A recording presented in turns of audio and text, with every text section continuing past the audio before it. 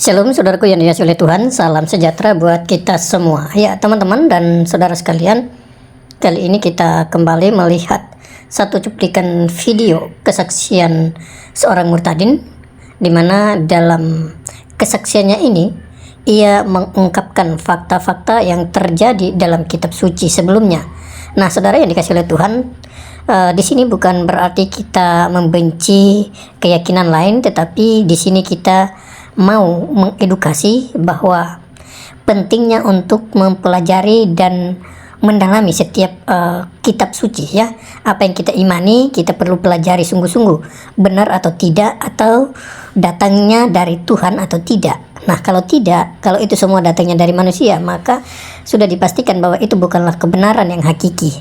Tetapi kalau itu datangnya dari Allah, dari Sang Khalik, Sang Pencipta langit dan bumi, maka itu berarti kitab suci dan juga yang selalu disertai dengan bukti-bukti dan data sejarah. Nah, saudara yang dikasihi oleh Tuhan, kali ini seorang murtadin ini akan mengungkapkan atau membuka fakta-fakta yang terjadi sebenarnya. Nah, saudara yang dikasihi oleh Tuhan, sekaligus juga dia menyampaikan kesaksiannya, alasannya mengapa ia tinggalkan keyakinan lamanya dan pilih menjadi pengikut Kristus. Karena itu, harapan saya Bapak Ibu dan Saudara, ketika Bapak Ibu memberikan tanggapan atau komentar di dalam kolom komentar, harapan saya berikanlah komentar yang membangun, mengedukasi, dan juga memberkati orang lain. Karena tujuan kita di sini bukan untuk menjatuhkan atau menjelekkan keyakinan orang lain, tetapi kita saling membangun, memperlengkapi satu sama lain. Dan demikian juga tujuan kita adalah untuk menjangkau sebanyak mungkin jiwa, sebagaimana diperintahkan oleh Tuhan Yesus dalam Matius 28 ayat 18 sampai ayatnya yang ke-20, dan juga dalam Kisah Para Rasul pasal 1 ayatnya yang ke-8.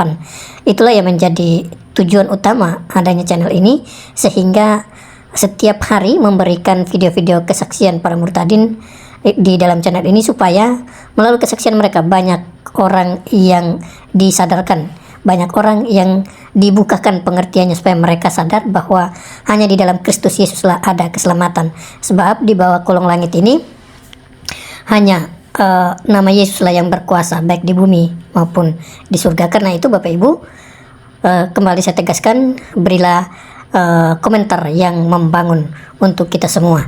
Nah, oke teman-teman, mari kita saksikan dulu cuplikan video berikut ini. Ini dia cuplikannya.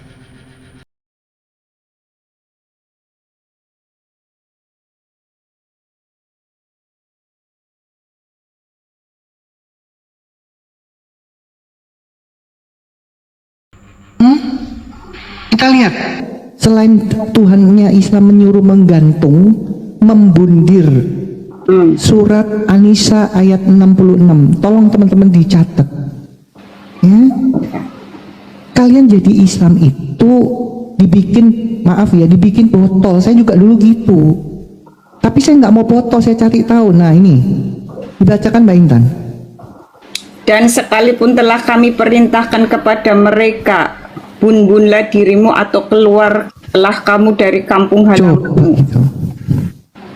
Hah? Bayangin, ini Tuhan yang benar kalian bilang. Hah? Saya sudah baca ini, makanya saya tinggalkan. Ini sesat, ini Tuhan sesat. Masa menyuruh umatnya untuk bundir? Astagfirullahaladzim. Astagfirullahaladzim, Tuhanku begitu ya. Ayo, kalian selama jadi Islam pernah baca nggak itu? Pernah dikasih tahu nggak sama ustadznya ayat-ayat itu? Makanya saya nggak mungkin ngikutin yang sesat. Tema saya itu semua ada dalilnya, ya. Rifa,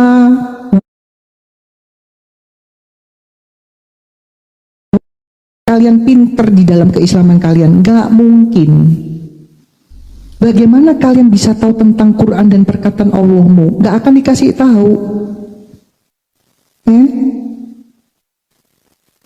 Bagaimana kalian bisa percaya bahwa sesembahan kalian itu sesembahan yang benar, sementara kalian gak tahu isi yang sesungguhnya?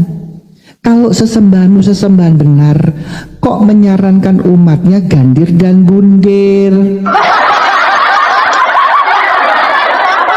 Sesat gak itu? Sesat. Ajarannya ajaran setan. Karena Astagfirullahaladzim. setan itu menyarankan seperti itu. Makanya saya bilang, ya, yakinkan saya untuk saya bisa kembali mengikuti si penyesat ini kalau dia benar nggak sesat. Ayatnya saya tunjukkan kok gimana saya mesti kembali. Ayat itu harus dihapus semuanya. Mungkin saya akan pikirkan, permasalahan bisa nggak dihapus ayat-ayat itu.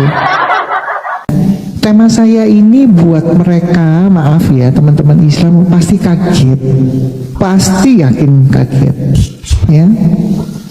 Nah, kenapa kaget? Karena nggak pernah tahu isi Qur'annya. Kan saya bilang, setiap saya bikin tema dari dulu sampai sekarang, tema itu punya dasar, ya. Makanya teman-teman Islam kalau mau tahu bener ada apa enggak silakan naik, ya. Nggak pernah ditunjukkan sama ustadzmu. Kalau sama saya tunjukkan, ya, supaya nanti yang memfitnah saya bilang menghujat akan terpatahkan sendiri, ya. Bagaimana saya bisa bertahan mengikuti sesembahan yang sesat? Gak mungkin. Karena saya membaca. Dulu saya nggak pernah baca, jadi saya nggak tahu, ikutin aja. Tapi begitu saya baca, ternyata sesembahannya sendiri yang mengakui bahwa dia sesat. Nah, permasalahannya umat Islam nggak pernah tahu sih, karena nggak mau cari tahu. Harusnya cari tahu supaya tahu isi Qur'annya itu apa sih? Apa sih perkataan Allah SWT itu loh. Tidak mungkin komal-komal Islam mengakui itu. Dan bisa jadi guruda-gurudanya juga nggak tahu ayat-ayat itu. Ya. Tuhan yang benar itu tidak pernah mengakui bahwa dia sesat. Kalau dia mengakui dia sesat, ya, berarti ajarannya pasti ajaran sesat, yaitu ajaran setan. Gitu loh. Nah, karena saya sudah baca bahwa sesembahannya itu mengaku dirinya sesat, dan saya baca ajaran-ajarannya kok sama betul bahwa ajarannya ajaran jahat. Ajaran jahat pasti ajaran sesat. Nah, ini orang Islam nggak pernah tahu. Pokoknya tauhid, udah itu tok. Pokoknya tauhid, bisa baca bacaan sholat, sudah wes tauhid sama bacaan sholat sudah pasti masuk surga. Ya, Mbak Intan itu loh yang fasih bahasanya fasih, kurang fasih apa itu, ya. Kalau ajaran ini benar, ya, Abi Saifuddin, ya, dia itu ngajar bagian apa, kalian cari tahu sendiri Islam. Kok sampai dia meninggalkan ajaran itu, meninggalkan anak-anaknya yang masih di sana. Bayangin. Itu loh. Ya. Kalau ajaran ini ajaran bener, nggak mungkin ditinggalin. Ya. Nggak mungkin ditinggalin. Permasalahannya sekali lagi umat Islam yang ngaku-ngaku Islam nggak tahu isi ajarannya yang tertulis terjemahannya, makanya masih Islam.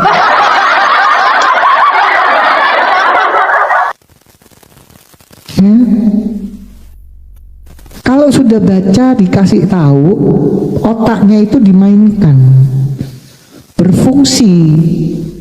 Oh, selama saya jadi Islam itu nggak pernah tahu bahwa sesembahanku itu ngaku sesat. Nah, begitu dikasih tahu dan membaca sendiri, difungsikan gitu loh, otaknya difungsikan. Saya harus berbuat apa ini setelah saya tahu, kan gitu. Nah, kalau sudah dikasih tahu masih tetap, ya berarti memang otaknya nggak berfungsi. Nah, kan saya kan dulu kan juga begitu. Nggak tahu, jadi anteng-anteng baik, ikut jalan baik, ya kan? Nah, begitu saya tahu dan membaca, otak saya berfungsi, saya fungsikan. Nah, kalau sudah saya baca dan tidak diterima di nalar saya baca lagi yang lainnya kok benar. Sesembahan saya di dalam suratnya itu mengaku dia itu sesat. Saya baca ajaran-ajarannya, terjemahnya semua sesat. Karena apa? Ajarannya jahat. Saya bandingkan sama Oten. Duh, kok ini kok malah kebalikannya ya? Nggak boleh begini, nggak boleh begitu, nggak boleh ini, nggak boleh itu. Yang dilarang, yang jahat-jahat dilarang. Kok malah ajaran sesat ini boleh melakukan kejahatan? Sekali lagi, yang ngaku-ngaku Islam nggak pernah tahu isi Qur'annya. Makanya maklum ya teman-teman, masih Islam. Ya, makanya masih Islam. Bagaimana kalian bisa bilang Tuhan kalian itu adalah Tuhan yang benar, sementara kalian gak pernah tahu isinya, bahwa Tuhanmu mengaku dia sesat. Coba Pak Ustadz naik, salah apa tidak saya ngomong? Gak berani Ustadz naik, ya? Karena akan ketahuan bahwa dia sendiri sebagai ustadz gak pernah ngajarin kalau yang disembah itu sampai 5 kali nunggang-nungging itu sesat.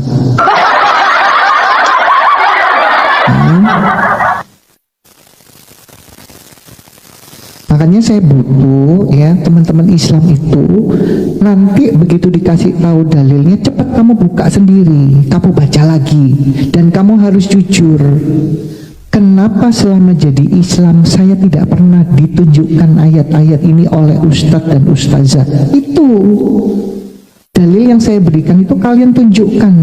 Pak Ustadz, kenapa di surah sekian ayat sekian bahwa Allah mengaku sesat? Kenapa saya sebagai Islam tidak pernah disiarkan seperti itu? Tanyakan. Gak bisa disembunyikan sosial media sekarang ini. Ya, nah kamu lihat ekspresinya ustadzmu setelah kamu bawa data dari saya. Kamu lihat dia jujur nggak akan menjawab? Apa dia mau jadi ahli tafsir ditambah-tambahin nanti? Ya, bagaimana saya bisa mengikuti sesembahan yang sesat sementara saya baca dia mengaku dia sesat? Sesat tuh dia bilang, kami adalah orang-orang sesat. Dan dia juga menyesatkan orang-orang yang dia kehendaki.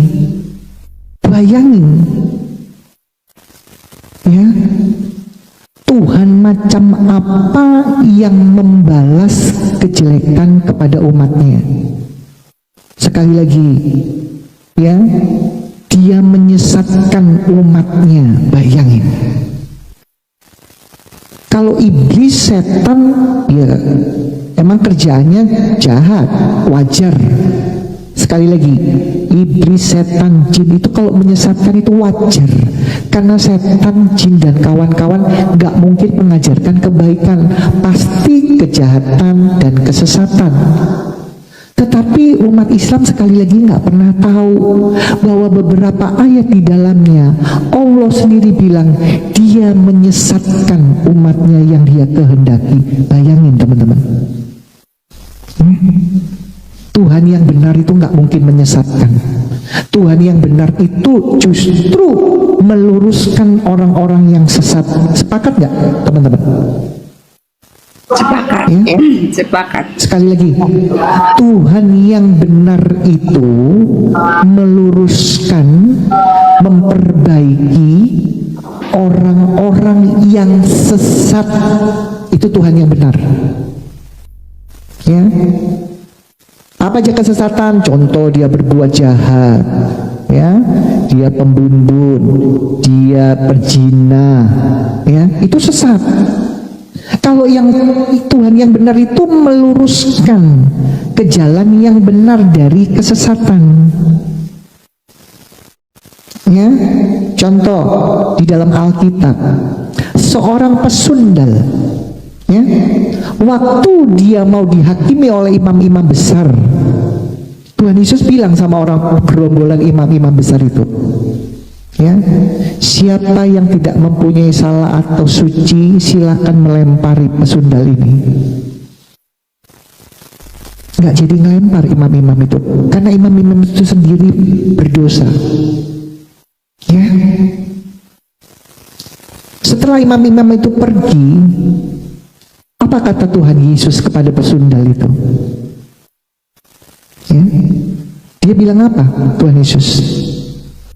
Pergilah dan jangan berbuat dosa lagi. Itu Tuhan yang benar. Sekali lagi, Tuhan yang benar itu orang sesat, apapun kesesatannya, contoh pesundal, ya, itu harus diluruskan, harus diberi pertobatan. Itu Tuhan yang benar. Makanya saya menemukan Tuhan yang benar di dalam Alkitab. Yesus memberi kesempatan untuk pesundal itu, pergilah dan jangan berbuat dosa lagi. Berarti pesundal itu harus melepaskan kebiasaannya, perlakuannya, kesesatannya, yaitu sebagai pesundal. Betul? Sepakat? Yes. Itu kata Yesus. Nah, abad ke-7 punya Tuhan. Satu, dia mengakui dia sesat. Kedua, kalau dia Tuhan yang benar, harusnya dia memberi kesempatan kepada orang sesat, orang kafir. Ini malah apa? Malah dia mengirim iblis untuk menyesatkan orang kafir. Bayangin itu. Gimana dalilnya? Nih, ya teman-teman Islam dicatat, karena kalian nggak pernah ditunjukkan Ustadz tuh surah Maryam ayat 83. Tolong dibacakan Mbak Intan.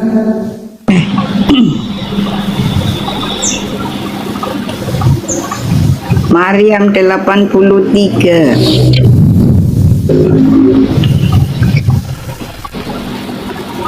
Ini ajaran setan, dianya sesat, ajarannya setan, biar umatnya tahu. Nah, Ustadznya nggak pernah kasih tahu, gimana umatnya tahu? Alam tara anna arsalna sayatina alal kafirina ta'usuhum azza. Tidakkah engkau melihat bahwa sesungguhnya kami telah mengutus setan-setan itu kepada orang-orang kafir untuk mendorong mereka berbuat maksiat dengan sungguh-sungguh?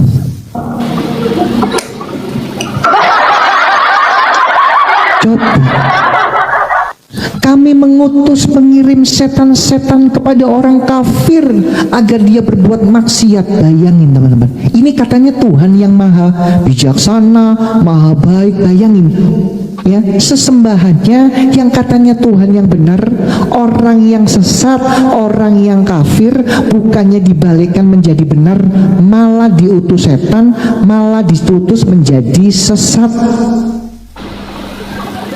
Ini umat Islam nggak tahu ayat-ayat ini. Waktu saya tahu, saya berpikir, kok katanya saya didoktrin dari dulu sama Pak Ustadz, Allah itu maha baik, Allah itu maha bijaksana. Itu ternyata doktrin Ustadz bohong. Sementara yang tertulis Allah itu nggak bijaksana, Allah itu nggak pernah baik. Orang sesat, orang kafir harusnya dituntun supaya dia mengenal Tuhan yang benar. Itu kan kalau Tuhan yang benar begitu. Sepakat ya teman-teman? Sekali lagi, kalau Allah yang benar, Tuhannya benar, orang kafir itu dikenalkan Tuhan yang benar supaya orang kafir itu percaya Tuhan. Kan begitu ya? Ini enggak. Di dalam surah Maryam 83 itu jelas Allah mengirim setan supaya orang kafir itu berbuat maksiat. Bayangin ini Allah apa ini? Ya. Apakah masih pantas setelah saya baca ayat itu saya ngikutin si Allah model kayak begini? No. Karena saya juga selama jadi umat kambing, saya nggak pernah dikasih tahu ayat itu. Bagaimana doktrin itu bisa sempurna di otak saya, sementara doktrin itu sendiri dipatahkan oleh dalil itu sendiri. Doktrin dari Ustadz dipatahkan oleh dalil Quran. Ya, bandingkan sama Yesus jauh. Kalau Yesus waktu pesundal itu mau dihakimi oleh imam-imam dibilang, Yesus bicara sama imam-imam, siapa yang nggak pernah berbuat dosa atau suci, silakan melempari pesundal ini. Tidak ada yang berani melempar, karena mereka yakin mereka juga berbuat dosa, punya dosa. Apa kata Tuhan Yesus kepada pesundal itu yang sesat? Pergilah dan jangan berbuat dosa lagi. Itu Tuhan yang benar. Waktu saya baca itu juga saya kaget. Ini baru Tuhan yang benar. Tuhan yang benar itu orang sesat itu diingatkan. Orang yang sesat itu diberi kesempatan untuk bertobat. Itu Tuhan yang benar. Ya, itu Tuhan yang benar. Orang berdosa, orang kafir, orang sesat itu diberi kesempatan untuk bertobat. Bukan kayak di Quran. Orang kafir malah dikirim setan untuk berbuat maksiat. Bayangin. Bagaimana orang kafir di dalam Al-Quran itu bisa mengenal Tuhan yang benar, sementara katanya Allah yang benar itu harusnya membimbing orang kafir, malah menyesatkan, mengirim setan supaya berbuat maksiat. Gak pernah dengar bang? Gak pernah baca kan ayat itu selama jadi Islam? Gak pernah. Karena kalian sendiri Islamnya KTP, gak mau cari kebenaran, pokoknya pasang kuping yang disampaikan Ustadz padahal itu bohong diikutin. Ya, makanya saya bilang saya itu sudah tidak mungkin salah mengikuti Tuhan di dalam Alkitab atau Bible. Ya, surat 8 Maryam 83 itu sebenarnya itu sudah nyata untuk mematahkan bahwa doktrin Allah yang benar itu benar-benar ternyata sesat.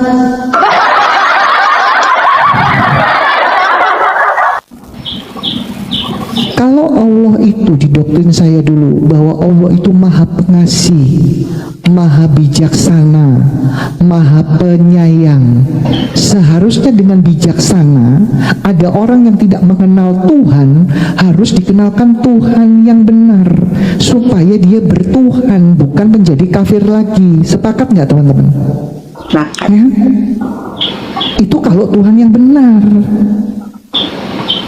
Ini cuma didoktrin umat Islam sama ustadznya Allah maha benar, Tuhan yang benar, maha begini, maha begono. Tetapi yang tertulis Allahnya malah penyesat. Ini kata Quran, bukan kata saya.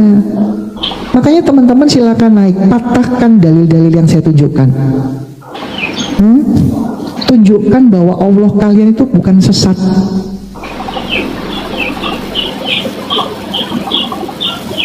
Nggak pernah kan? Nggak pernah tahu bahwa Qurannya menuliskan seperti itu. Apalagi ustadznya nggak mungkin nunjukin ayat-ayat itu.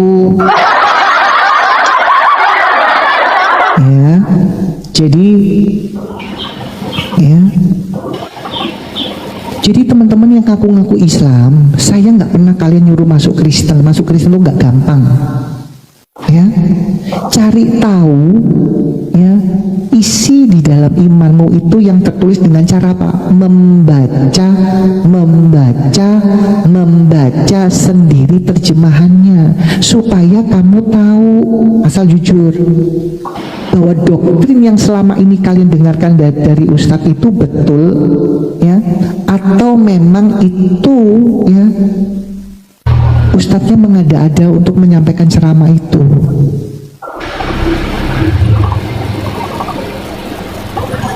Makanya saya kalau ditanyain, kita membahas tentang Tuhan, sudah beda Tuhannya. Ya, kalau Tuhan di dalam kekristenan itu nggak sesat. ajarannya nggak sesat, Tuhannya nggak sesat. Kalau Tuhannya Islam itu sesat, ayatnya sudah dibacakan tadi. Dia sendiri ngaku sesat. Tolong dibacakan bahwa sesembahan umat Islam itu sesat, Mbak Intan, minta tolong. Surat Asy-Syafat ayat 32. Ini kalian catat nih teman-teman Islam. Catat, tunjukkan Pak Ustadzmu. Pak Ustadz selama saya jadi Islam kok nggak pernah dikasih tahu bahwa kita menyembah Tuhan yang sesat. Di Asy-Syafat ayat 32. Tolong Mbak Intan. Wainakum inna kunna khawin. Maka kami telah menyesatkan kamu, sesungguhnya kami sendiri orang-orang yang sesat. Oh, bukan kata saya, kata Allahmu.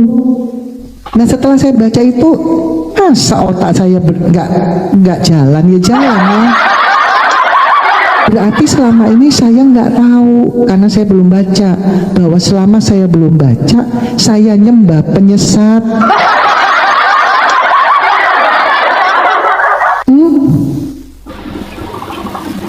Lu kok sesat, kok tak ikutin setelah saya tahu? Ya nggak mungkin dong, ya saya tinggalkan karena saya sudah baca. Nah yang Islam ini karena ikut-ikutan nggak tahu apa-apa masih Islam, ternyata nyembah penyesat.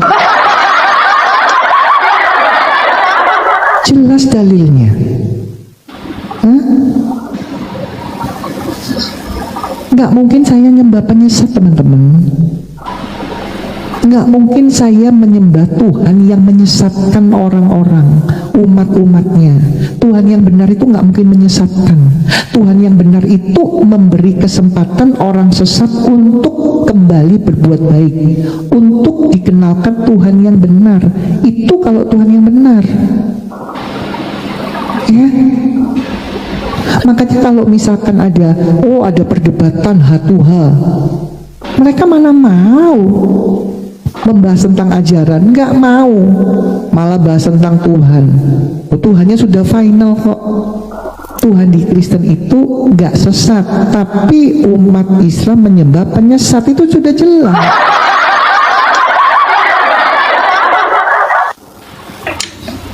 Oke, lanjut Mbak Intan sambil menunggu teman-teman yang lainnya.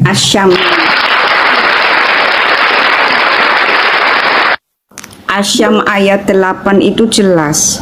Fa'alhamaha fujuraha wa taqwaha. Maka dia, Allah Subhanahu wa taala, mengilhamkan kepadanya kejahatan dan ketakwaannya. Ya, kejahatan dan ketakwaannya. Jadi padahal di dalam Alkitab kita yang mengilhamkan jalan kejahatan itu kan dari pihak iblis, ya, bukan dari pihak Elohim. Itu dari pihak iblis. Makanya Tuhan Yesus Kristus mengatakan, akulah jalan dan kebenaran dan hidup. Ya teman-teman, tidak ada tertulis akulah jalan, mengilhamkan jalan kejahatan, itu tidak ada. Ya, Tuhan kita mengatakan akulah jalan dan kebenaran dan hidup. Ya. Tetapi kenapa Allah Subhanahu wa taala ini di Asyam ayat 8 mengatakan, maka dia mengilhamkan kepadanya jalan kejahatan dan ketakwaannya. Nah, apalagi di Shot ya, kita lihat bareng-bareng teman-teman. Ini jelas ya di Shot. Iblis ini bentar. Shot ayat 82 nih. Ya. Iblis bekerja bagi kemuliaan Allah. Jadi beda sekali ya teman-teman. Qala fa bi'izzatika la ughwiyannahum ajmain. Iblis menjawab, demi kemuliaanmu pasti aku akan menyesatkan mereka semuanya. Ya, kecuali hamba-hambamu yang terpilih di antara mereka. Ya, teman-teman. Ini sebenarnya kalau ulama ini tidak berdusta. Ini ayat 82, Shot ayat 82 sampai berikutnya itu perkataan iblis semuanya. Tetapi di sini ditambah-tambahin teman-teman. Ya, di sini ditambah-tambahin padahal nggak ada kata Allah ya, ayat 84-nya. Harusnya ini kalau baca langsung teman-teman. Iblis menjawab, demi kemuliaanmu pasti aku akan menyesatkan mereka semuanya, kecuali hamba-hambamu yang terpilih di antara mereka. Maka yang benar ya adalah sumpahku, dan hanya kebenaran itulah yang aku katakan. Itu kata iblis, teman-teman. Ya, ini kata iblis. Jadi kebenaran versi iblis. Ya teman-teman. Sungguh, aku akan memenuhi neraka jahanam dengan kamu dan dengan orang-orang yang mengikutimu di antara mereka semuanya. Ya teman-teman. Katakanlah Muhammad. Jadi si iblis ini, kalau ulama jujur ini shot terutama ya, shot ayat 82 dan seterusnya, itu percakapan Muhammad dengan iblis, teman-teman. Mengerikan. Tetapi di sini ditambah-tambahi. Ya kalau kita terjemahkan dengan jujur, itu perkataan pernyataan iblis untuk Nabi Mr. M ini. Makanya inilah yang menjadi pertimbangan banyak ya Intan untuk keluar dari ajaran itu. Karena terkontaminasi ya dengan syaiton, ya ajaran-ajaran syaiton. Sudah pendampingnya dari golongan jin dan setan, ya itu Sahih Muslim 5034. Sahih Muslim 5035 mengatakan setan-setan masuk Islam, ya. Setan-setan masuk Islam berarti muslim dong, karena kalau masuk Islam kan disebut muslim. Sedangkan di Sahih Muslim 25 ya 64 mengatakan sesama muslim saudara. Logikanya berarti setan-setan ini saudaranya muslim, kan begitu logikanya. Jadi sebenarnya kalau mereka cerdas bisa mengkaitkan antara satu dengan yang lainnya, itu udah keluar ya. Keagamaan itu bukan persoalan tauhid atau apa. Keesaan yang dimaksud Elohim kita itu bukan keesaan menurut akal pikiran manusia yang sangat terbatas. Ya, sehingga pokoknya satu gitu loh. Oke, saya tambahin Mbak Dan, sorry aku potong. Ya, mumpung belum lupa.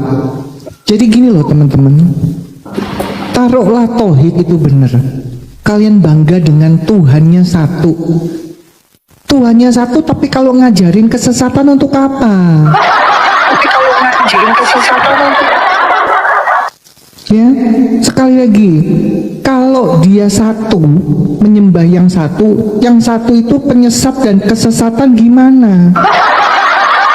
Contoh, ya, nih teman-teman Islam dicatat ini.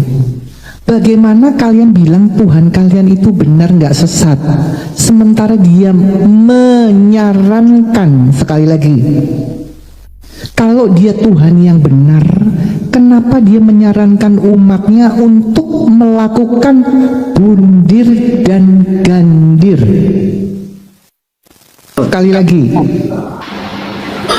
kalau dia nggak sesat, kalau sesembahannya ini Tuhan yang benar, kenapa dia menyarankan umat Islam untuk bundir dan gandir, gantung dan bunuh diri? Ya, ini permasalahannya sekali lagi umat Islam nggak tahu isinya, nggak tahu isi Qurannya. Kalau saya baca, bagaimana saya mengikuti Tuhan macam ini? Sementara nggak usah pakai Tuhan. Kalau saya lihat ada teman saya akan melakukan itu, saya langsung, kita semua pasti refleks, langsung jangan, karena itu perbuatan nggak baik. Tapi kenapa yang kalian tahu, yang kalian didoktrin bahwa Tuhan kamu, Tuhan kami ini, kita tauhid itu benar, ya? Nah, udah ada pembatasan lagi. Iya. Ya. Lo hostnya banyak ngomong gitu, Pak. Makanya kan nggak boleh naikin orang lagi kayaknya. Ya, tahan dulu. Pak Intan tolong dibukakan. Nih, teman-teman Islam. Kak, nih, kalau Tuhanmu benar, kenapa Tuhanmu menyarankan umatnya bundir dan gandir? Kita lihat ayatnya. Dicatat ya teman-teman semua. Kita buka dulu surat Al-Hajj ayat 15. Apa kata surat Al-Hajj ayat 15? Dicatat teman-teman Islam, tunjukkan kepada ustadz dan ulamamu, apakah benar yang kita didoktrin Tuhan yang benar ini menyarankan umatnya seperti ini. Kita buka satu ayat dulu, surat Al-Hajj ayat 15. Tolong dibacakan Mbak Intan. Ya, shalom Ya saya. saja ya. Barang siapa, Salam Said. Barang siapa menyangka bahwa Allah tidak akan menolongnya Muhammad di dunia dan di akhirat, maka hendaklah dia merentangkan tali ke langit-langit lalu menggantung diri. Kemudian pikirkanlah apa tipu dayanya itu dapat melenyapkan apa yang menyakitkan hatinya. Coba. Ini yang kalian bangga dengan tauhid. Terus kalau tauhid tapi ajarannya menyarankan umatnya untuk gandir, itu untuk apa?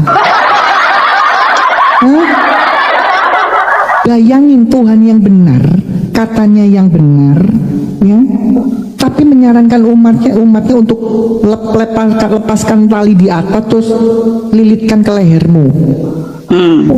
Waras nggak kalian? Kalau saya waras. Begitu saya baca lagi. Kok nggak pernah saya tahu selama saya jadi Islam? Kenapa Ustadz tidak pernah menyiarkan ayat-ayat ini, disembunyikan? Saya tak potong sebentar. Makanya ini Yakobus 2 ayat 19. Ini mengatakan begini, engkau percaya bahwa hanya ada satu Allah saja, itu baik. Tetapi setan-setan pun juga percaya akan hal itu.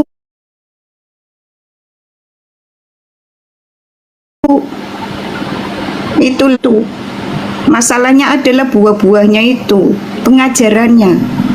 Ya karena setan-setan pun percaya Allah itu Esa. Ya teman-teman, ini Yakobus 2 ayat 19 ya. Silakan Kak Marsha. Iya, aku minta tolong teman-teman di bawah, kalau ada yang bisa membantu saya membuka data sebentar ya di ruang publik supaya lebih afdol gitu loh. Ada nggak teman-teman yang bisa bukain data supaya publik ini melihat dan membaca, sekaligus umat-umat yang nggak pernah tahu bisa tahu, oh iya ya, sesembahanku menyarankan umatnya untuk gandir gitu loh. Teman-teman bikin permintaan yang bisa bantu saya membukakan data. Saya bisa. Saya satu device lagi nih. Baik, teman-teman di bawah yang bisa tolong bikin Bisa nggak? permintaan. Aku udah Nggak. ketombak, ini lagi diincar aku. Kalau- Kalau buka data lah. Ya, maaf ya teman-teman, aku juga nggak bisa. Teman-teman yang bisa bantu buka data, minta tolong dong, supaya umat-umat yang lain tahu. Kalian nggak pernah dikasih tahu sama ustadznya. Oh ya yang ini. Bagaimana dia tahu ajarannya itu benar sementara ustadznya nggak Ini pernah nih, ngasih ada tahu ini yang nih. tertulis. Sebentar ada Kak. Oke, sabar ya. Kita lihat ya. Enggak, bukan yang itu. Oh yang ini, oke. Nih, teman-teman dicatat di screenshot, ya. Nih, surat Al-Hajj ayat 15. Tuh, yang bahwa Allah tidak akan menolongnya. Muhammadnya itu tambahan ya. Di dunia dan di akhirat, maka hendaklah dia merentangkan tali ke langit-langit. Tahu kan? Nggak pernah baca kan selama jadi Islam puluhan tahun? Ini loh Tuhanmu menyarankan umatnya seperti ini. Tuhan macam apa ini? Satu lagi ya. Apakah pantas saya teruskan? Kita lihat, selain Tuhannya Islam menyuruh menggantung, membundir. Surat An-Nisa ayat 66. Tolong teman-teman dicatat. Ya. Kalian jadi Islam itu dibikin botol. Saya juga dulu gitu. Tapi saya nggak mau botol, saya cari tahu. Nah ini, dibacakan Mbak Intan. Dan sekalipun telah kami perintahkan kepada mereka, bunbunlah dirimu atau keluarlah kamu dari kampung Coba halamanmu. gitu. Hah? Bayangin, ini Tuhan yang benar kalian bilang. Hah? Saya sudah baca ini makanya saya tinggalkan. Ini sesat, ini Tuhan sesat. Masa menyuruh umatnya untuk bundir? Astagfirullahaladzim. Astagfirullahaladzim, Tuhanku begitu ya. Ayo. Kalian selama jadi Islam pernah baca nggak itu? Pernah dikasih tahu nggak sama ustadznya ayat-ayat itu? Hah? Makanya saya nggak mungkin ngikutin yang sesat. Tema saya itu semua ada dalilnya. Ya. Rifa,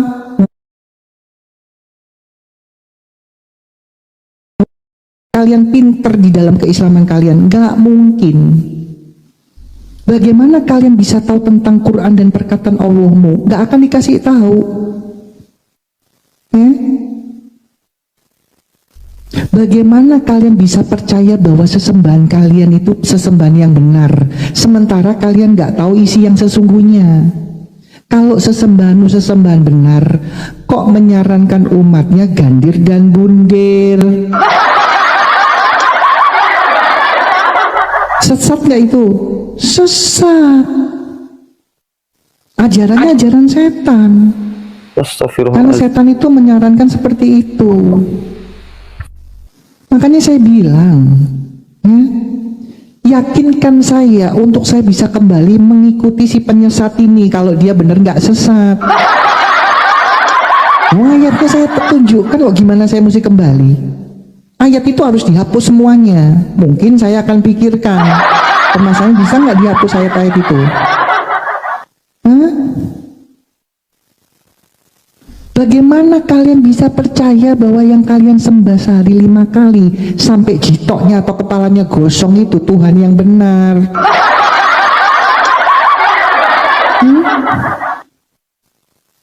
Coba. Tuh, Mbak Intan tunjukin dalil. Silakan Mbak Intan. Ini loh yang anehnya di Hud ayat 7. Singgasana Allah itu di atas air.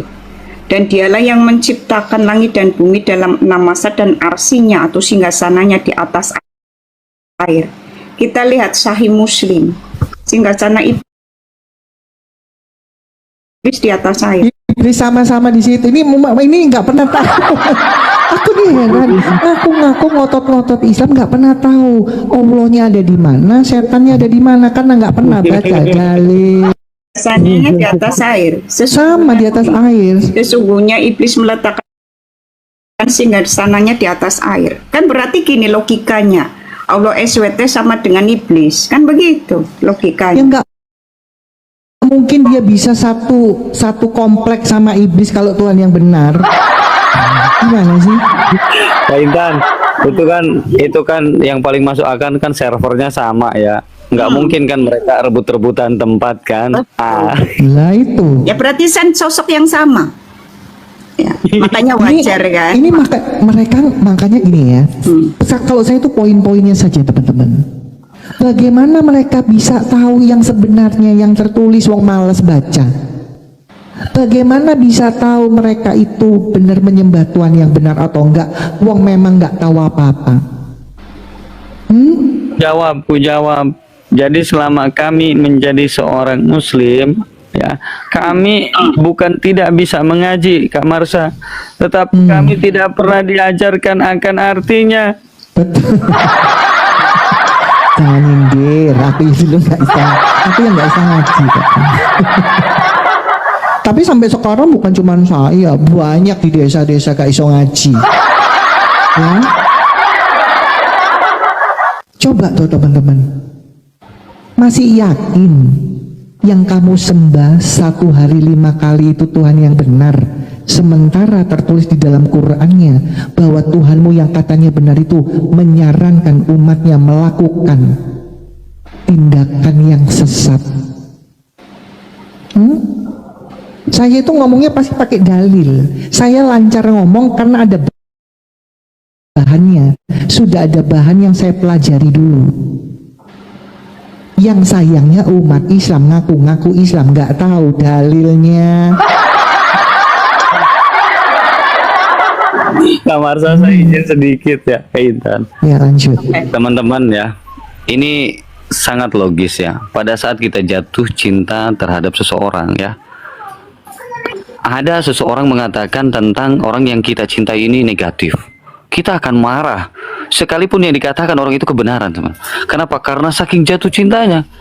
Padahal kita bisa merasakan bahwa ada kejanggalan-kejanggalan di dalam dirinya pada saat kita bersama-sama dengan pacar kita. Karena saking cintanya, jatuh cintanya udah kelewatan gitu kan. Padahal kita pun merasakan, oh ini orangnya bawel gitu kan. Terus kemudian orangnya juga gampang marah. Itu yang dikatakan sama orang ketiga tadi, sama teman kita tadi. Dia itu bawel loh. Dia itu gampang pemarah. Benar itu waktu kita merasakan sama-sama dia itu bawel, dia itu pemarah. Tapi pada saat ada orang ketiga mengatakan dia bawel, dia marah. Marah kita. Nah, sama halnya dengan kalian. Kalian melihat kebenaran itu di depan mata kalian. Karena kalian itu sudah dicuci. Oh, baginda begini. Oh, Allah begini. Wah, begitu kebenaran datang sama kalian padahal kalian baca. Marah, Sherlock, geruduk, hujat, padahal kami cuman baca. Gitu loh ya. Betul. Jadi sulitnya kan karena sudah mendarah daging, tetapi pikirannya itu ikut-ikutan. Kalau Intan kan dulu enggak, lebih ke rasional aja ya.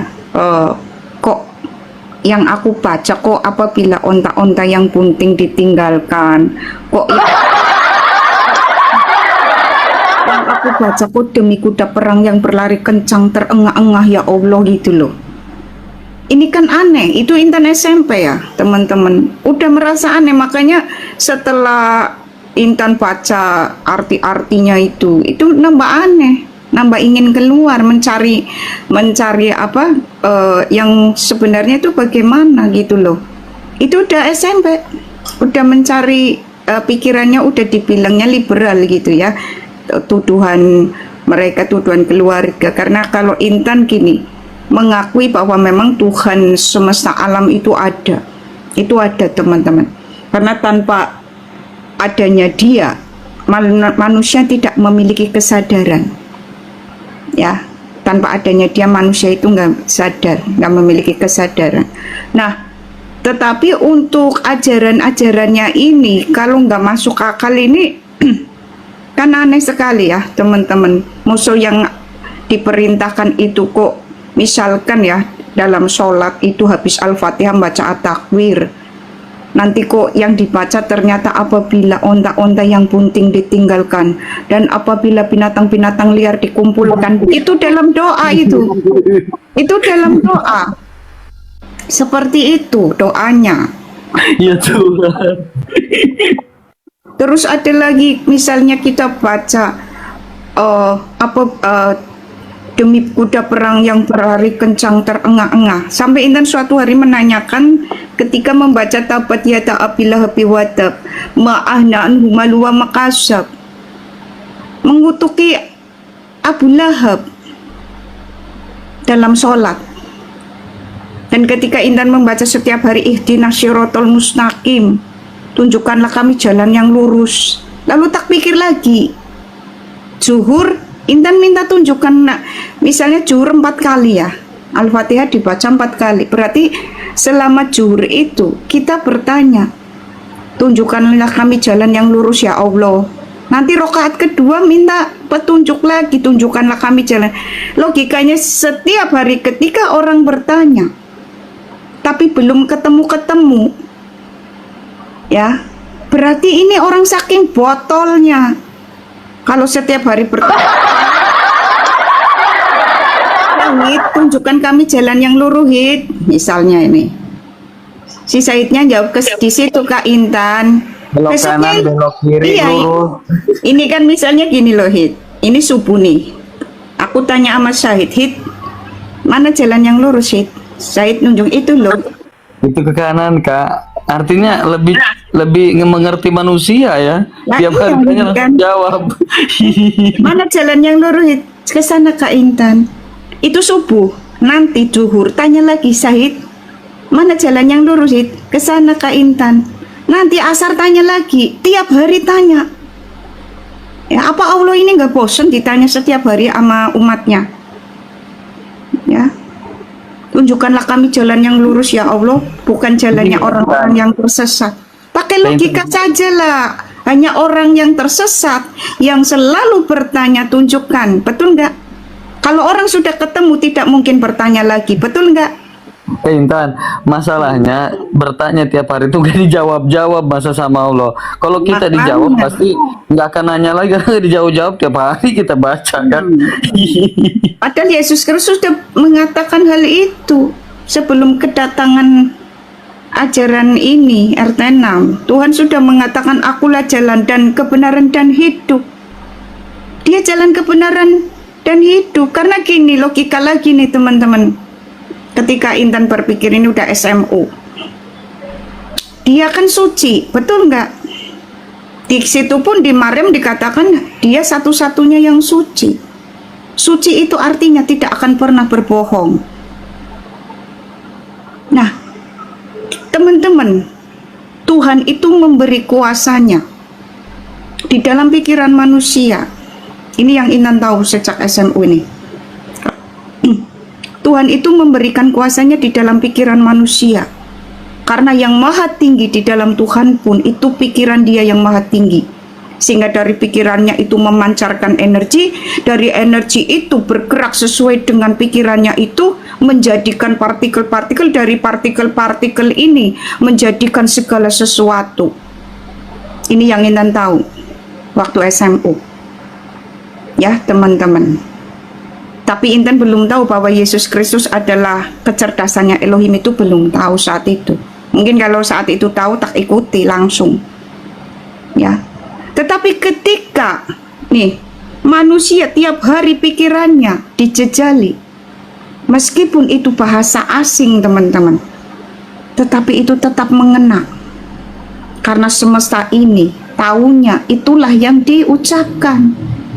Makanya ini begitu Intan Kristen doa Bapa kami itu ini luar biasa karena di situ ada kata-kata jadikanlah di bumi seperti di sorga. Itu kalau menguat di dalam pikiran manusia itu akan terjadi. Sayangnya banyak manusia menolak dia. Firman Elohim yang menjadi manusia ini ditolak, malah memilih pengajaran-pengajaran dari manusia-manusia yang notabene tidak suci. Padahal yang namanya tidak suci itu bisa berbohong, betul nggak teman-teman? Hanya yang suci yang merdeka dari semua kebohongan. Tidak Nok, tidak. Ya. Jadi hanya yang suci yang jauh dari kebohongan, yang tidak akan pernah bisa berbohong. Apalagi dia dikatakan firman Elohim yang menjadi manusia. Dan yang memahami, nih teman-teman dengarkan, keelohiman ini yang bisa memperkenalkan ya Allah yang tidak kelihatan itu hanya yang datang dan berasal dari dalam dirinya. Tidak mungkin manusia bumi ini yang sudah penuh dosa itu bisa memperkenalkan. Yang memperkenalkan Allah itu ya yang hidup di dalam diri Allah itu sendiri. Nah, kita lihat di Kejadian 1 ayat 1, 2, dan 3 itu. Allah punya roh dan firman. Nah, firman inilah yang menyatakannya. Bukan manusia-manusia bumi. Apalagi maaf manusia bejat. Kalau Intan memang dari dulu Intan menolak nabinya Intan dari dulu itu teman-teman. Nggak punya nabi. Nggak punya. Karena apa tadi di mata Intan ya yang sederhana saat itu masih remaja ya. Pedoman atau panutan ini buat Intan nih. Karena Intan ini manusia yang penuh kekurangan, hina dina dan banyak sekali kejahatan ya, kotor gitu. Ini Nul Kamil yang suci, yang tidak bercacat dan tidak bercela, karena hanya orang suci yang tidak akan pernah bisa berbohong. Dan orang suci itu bukan yang dilahirkan dari sperma.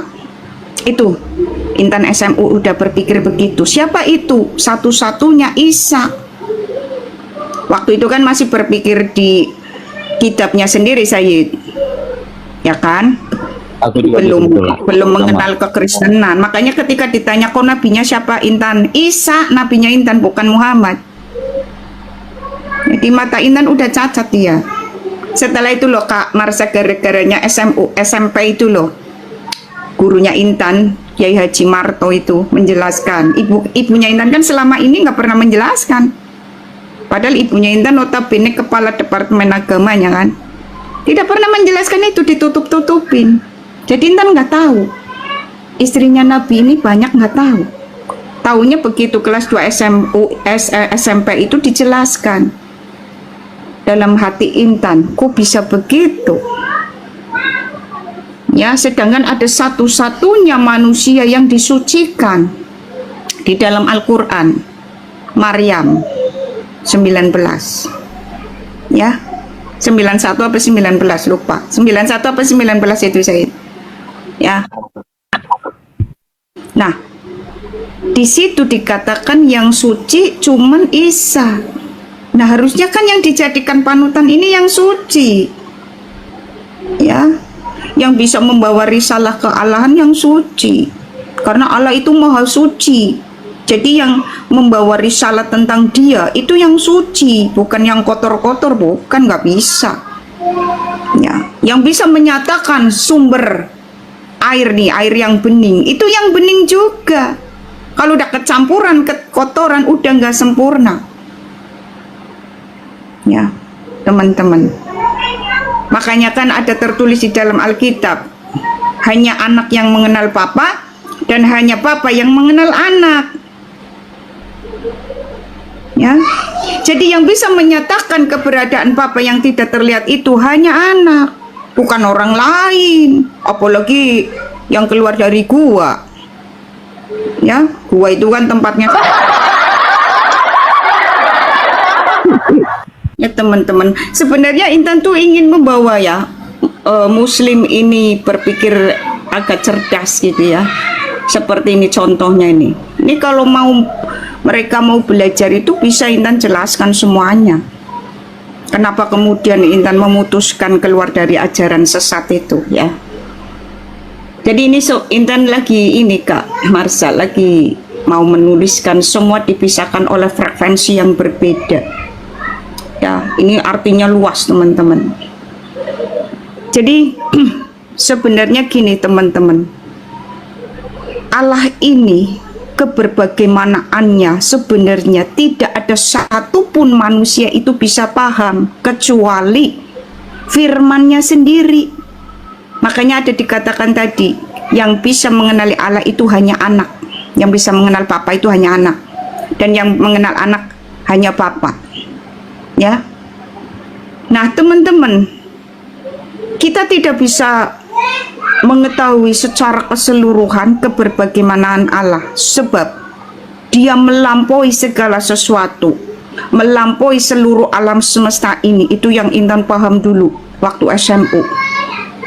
Sekarang begini teman-teman, untuk benar-benar mengetahui keberbagaimanaan Allah ini, kita harus menguras seluruh rahasia langit dan bumi.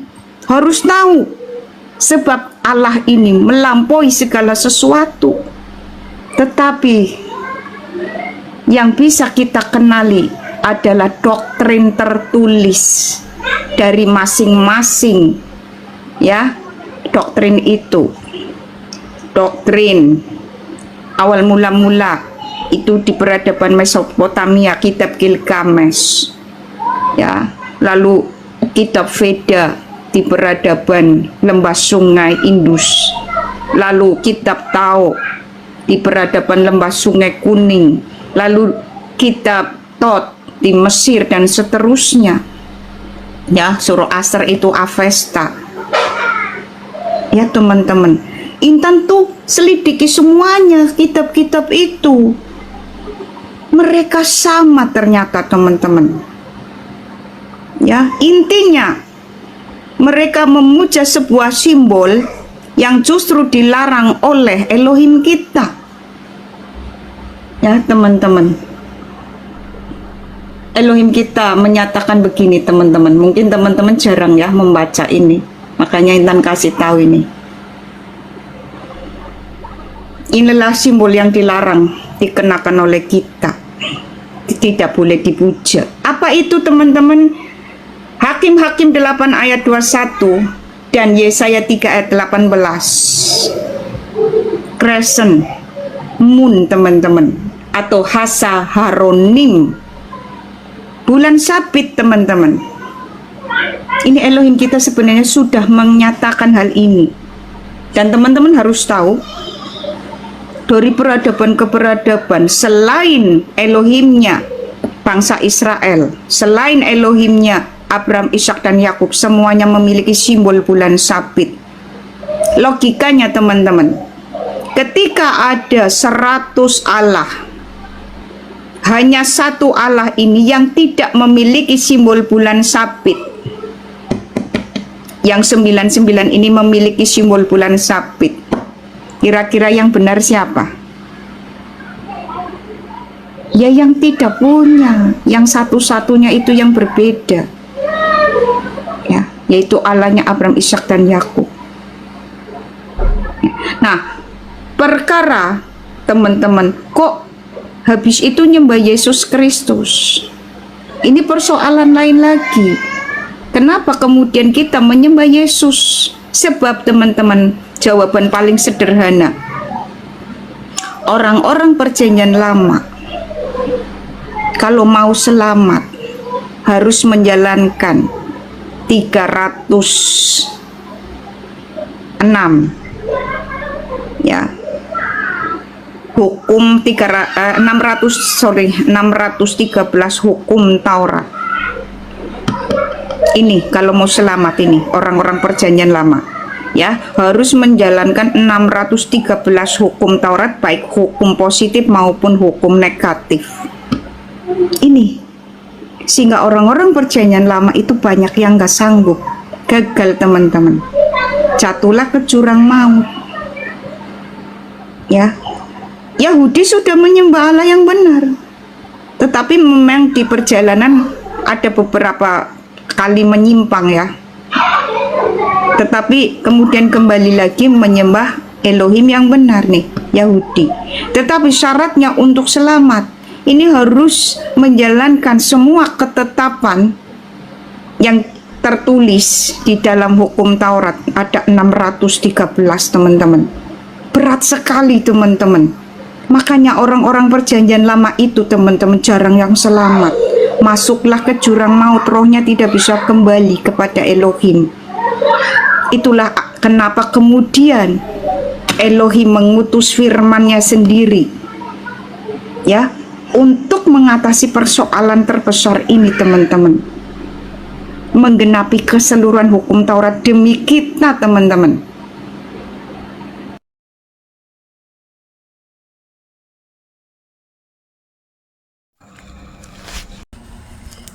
Ya, Bapak, Ibu, dan Saudara yang dikasihi oleh Tuhan, saya kembali tegaskan di sini adalah bahwa tujuan video ini untuk mengedukasi, dan data-data yang disampaikan tadi sebagai bahan pembelajaran buat kita semua untuk terus belajar mengenali kebenaran, mana yang berasal dari Tuhan dan mana yang tidak berasal dari Tuhan. Jadi tujuannya dari video ini bukan berarti kita mau menyudutkan satu keyakinan lain atau menyalahkan satu keyakinan lain. Kita tetap yakin, kita tetap percaya, dan bahwa kita ini mempunyai keyakinan yang berbeda. Tetapi kembali saya katakan bahwa di balik perbedaan itu kita dipersatukan dalam bingkai NKRI, yaitu di mana kita sudah dibagi-bagi dalam satu Indonesia ini. Nah, karena itu teman-teman dan Bapak Ibu sekalian, saya berharap melalui cuplikan-cuplikan video ini kita diajak untuk belajar berpikir kritis, belajar sungguh-sungguh mengenali mana yang baik dan yang benar. Bukan hanya asal percaya saja, asal mengimani saja, tetapi kita tidak mengerti, tidak tahu arah tujuannya. Karena itu saya harus kembali tegaskan bahwa kita harus sungguh-sungguh belajar, memperdalam dari segala sisi apapun mengenai keyakinan, terutama sejarah, bukti-bukti sejarah itu yang menjadi bagian penting juga dalam mempelajari iman dan keyakinan kita. Nah, karena itu Bapak Ibu dan Saudaraku, marilah kita ketika berkomentar yang baik dan mengedukasi. Ya, demikian dari saya. Sekiranya Tuhan Yesus memberkati Bapak Ibu dan Saudara sekalian. Salam damai sejahtera, Shalom.